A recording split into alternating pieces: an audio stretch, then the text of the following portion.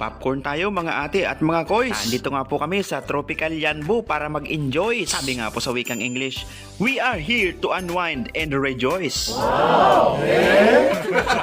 At kayo na pong bahalang humusga sa aking voice. Kendo.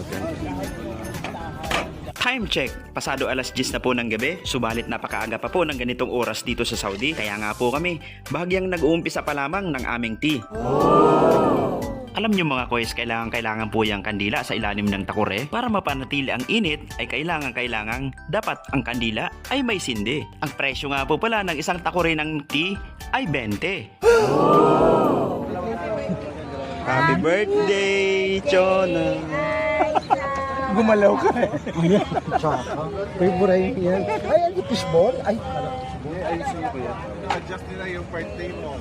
Parang yung birthday mo. Dumating na nga mga koys ang tatlo pa naming kasama, sila Kuya Jan, Kuya Angel at Ate Chona. May dala pang 2 box ng pizza. Wow! Ang plano lamang po namin ay magtsa, ngunit mauuwi sa food trip na naman. Ang astig nga mga koys ng tinuhog na crispy fries, slice niya ay maninipis at tinuhog na parang barbecue design. At dahil wala nga nitong mga koys sa bundok, kaya hindi ko alam kung paano hahawakan. Teka, dali na yan.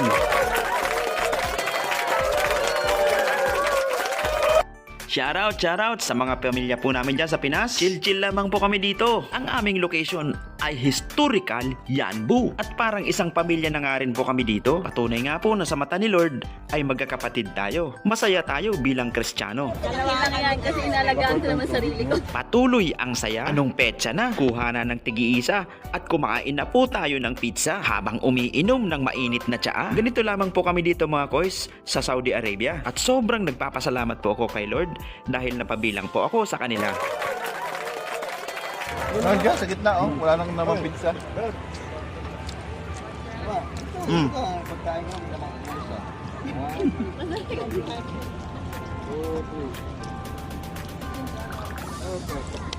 Pasado alas 11 na at nag-order pa nga po ng french fries sila. Sa amin pong samahan ay talagang umaapaw ang grasya. Pasko na dito ba? Pasko na Christmas light.